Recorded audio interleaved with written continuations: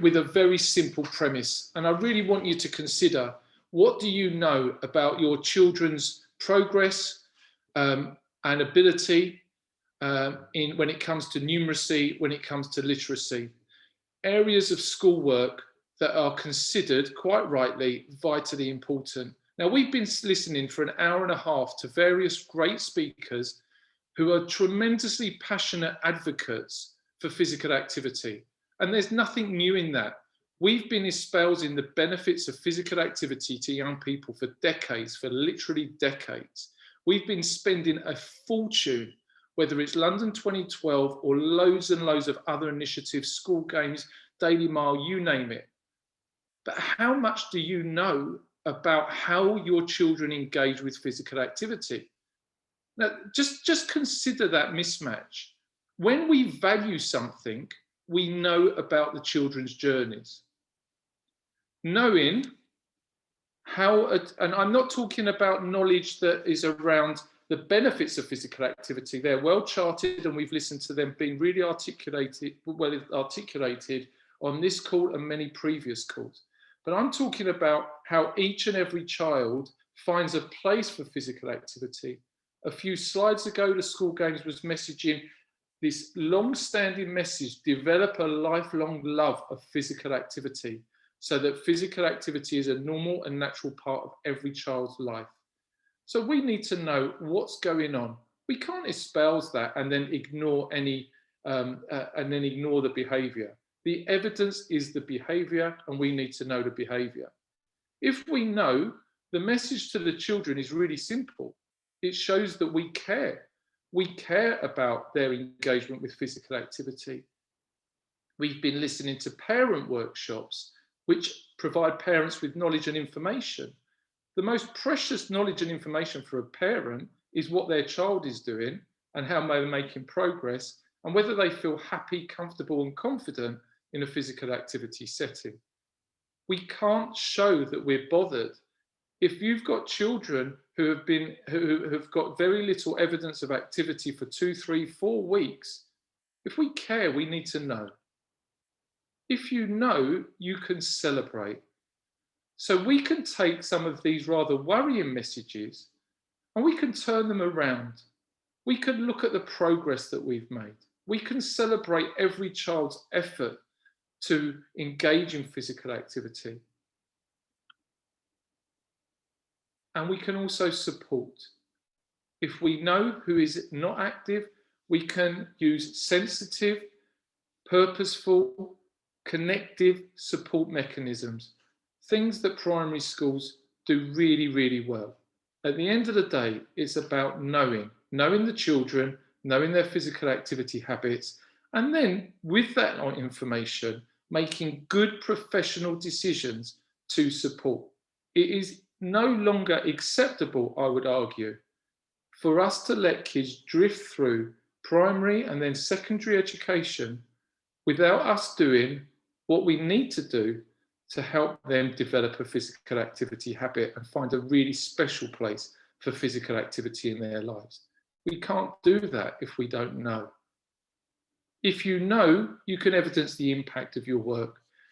The physical education, school sport, physical activity intentions of pretty much every school around the world is something along that physical activity for life. If that's the intention, if we want to speak Ofsted language, we need to show the impact of that. If you know, you can better review your work and then address areas to work on.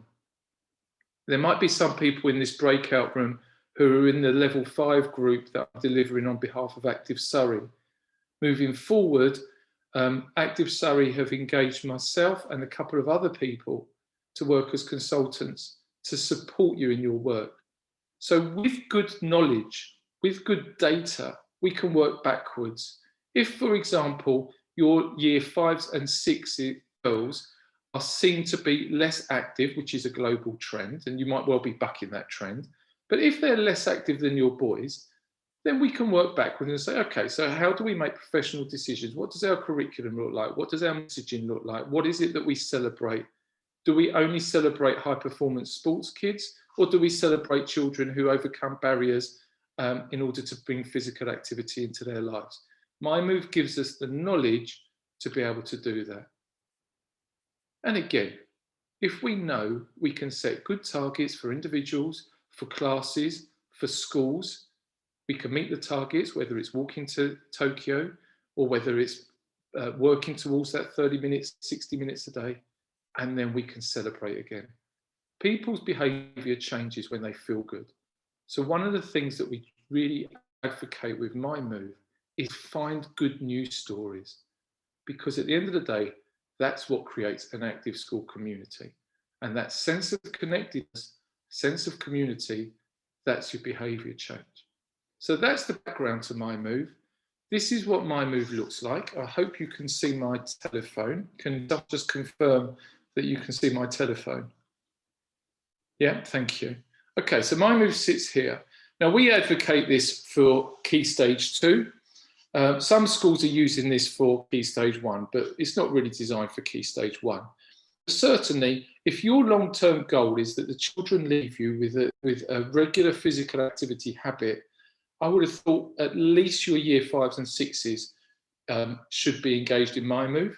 And we're seeing it have really positive impact on rates of activity. And I can explain that further towards the end. But let's look at the app. So I open miMove. It's really quick. It's really user-friendly. I'm going to add an activity. So imagine I'm a year 5 student in your school. Okay. I go to add an activity. I've got a list of all the activities. Every so often we get kids write to us and say, can you please add another one that's not there, but which we do. So at lunchtime today, I did some activity. So instead of scrolling through, I'm just going to write it there. I went for a run. My run was a bit half an hour because it was a bit pushed for time. Was it great? Well, I was a bit pushed for time, so no, it was good. Now, this is probably the most important data that miMove captures, and you've just heard the emphasis on positive experiences. So miMove captures all activity, whether children do it in school or out of school. And if Sport England, Ofsted, any other agency, but probably most importantly, you, your parents who you work with, your pastoral leads in school, if you want to know feedback from every single session, if you want to capture student voice, there is no quicker way of doing it than this. It's simply one tap. I found running good. You've captured emotional response. The default setting is today, but the children can log retrospectively. And again, the context, where are you active? Is it in PE? Is it in an after school club? Have you got active break? You're capturing all this really rich data to inform and support your school's programs. I did my running in free time down here. And again, we have seen practitioners use this brilliantly because it's not just about tracking the activity. If we use this really well, we can support young people in being able to reflect on their activity. What is it they like? What is it they don't like? How do we challenge preferences, support preferences? All of these things that are absolutely integral if children are going to buy into physical activity. In other words, they've got deeper levels of reflection. So some really good practitioners are setting like key themes for the week. What was it that you liked? What didn't you like? And going much deeper than they would otherwise. The children can also have the option to upload a photo, and we're seeing again some brilliant use of that. So I'm not going to do either of those things for the purpose of this demo. I'm just going to finish logging the activity. And that was it. It was 4 taps. What did you do? How long did you do it for? How did it feel? Where did you do it? It takes about 2 seconds for the children to log that activity. I've not got time to go into it now, but we've also got built up in here in the settings. We've got a profile builder where we ask the children a series of questions that they can revisit very regularly or as regularly as they want about how they engage with physical activity. So that Sorry, Greg, can I just jump in there? I'm not sure. I think you might be not sharing the screen properly. We can still see the miMove main screen with the bars on the right hand side. What, this one? The graphic? Did you not see me log in on the telephone? I didn't. No, not sure if anyone else did. Oh, okay. Wait one moment. Thank you. Right. Okay, can you see the telephone here? That's great, thank you. Okay. So this was the profile builder. And I'm going to just go back to the main app again, because that was probably the key thing for practitioners on the call. Okay, so I'll just delete my running. Did you want to delete the activity? Yes. Okay, so I'm looking activity, as I've just said, running. I could scroll through or I could type. It was 30 minutes. It was good. And it was in free time. There's the free write field. There's the upload photo if I want to use it. Finish activity, 2 seconds, 3 seconds, the activity is done. And I was also talking to you about the profile builder here, which captures additional information. So that's what we call the student app. And that's the profile builder that I'm just whizzing through very quickly. When do you take part in that physical activity? And really important, what stops you from being physically active?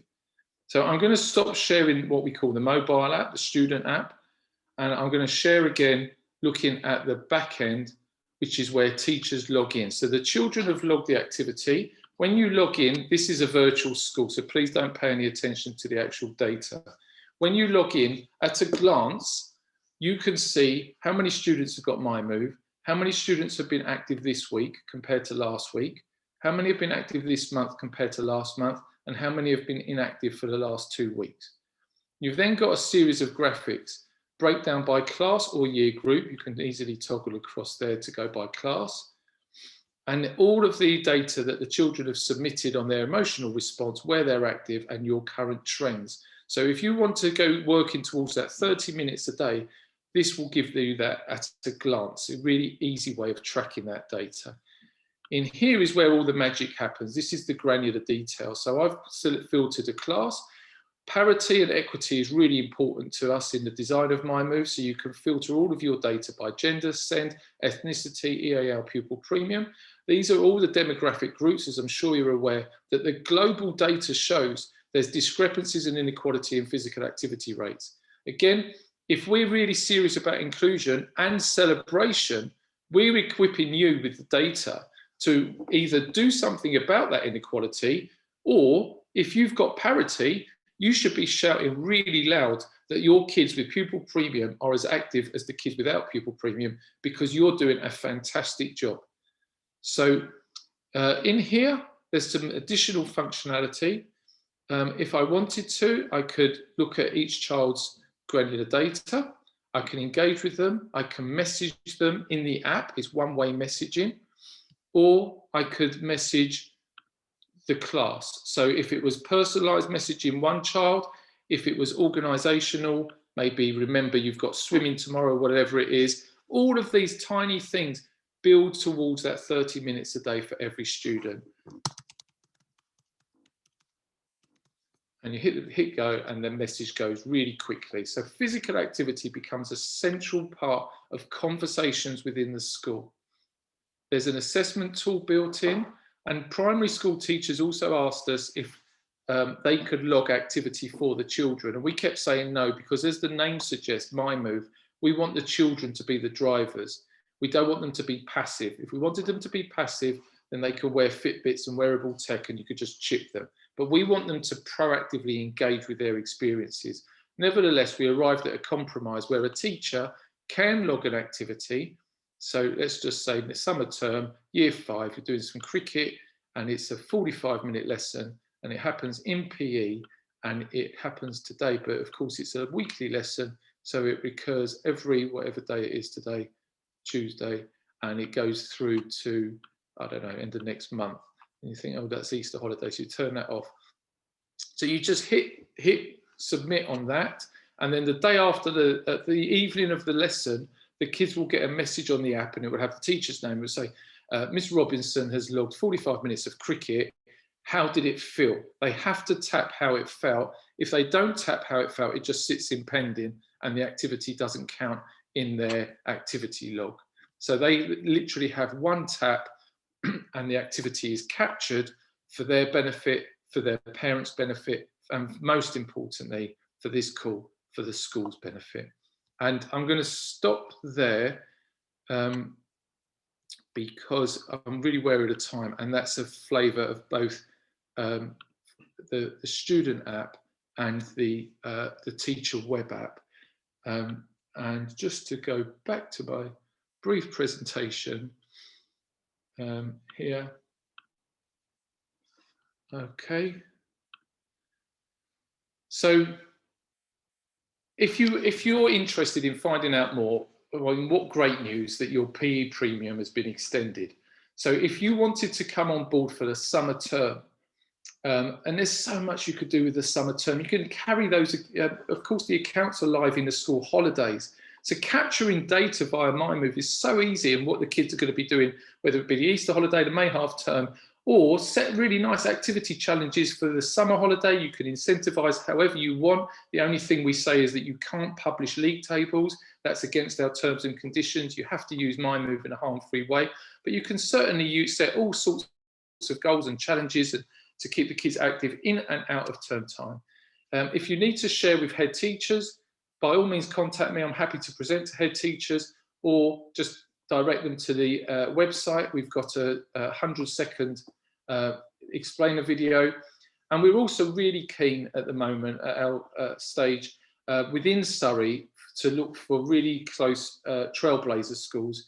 There's all sorts of conversations happening with Wendy and her team about how this is rolling out. And one of the things we're really keen to do is to look at case studies within Surrey. We've got over 210 schools using this around the world. There's about 94,000 young people who are logging their data.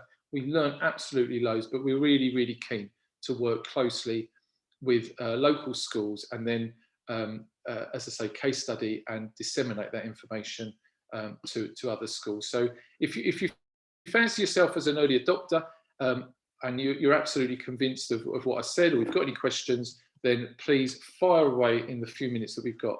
So I'm going to stop screen sharing. Any questions?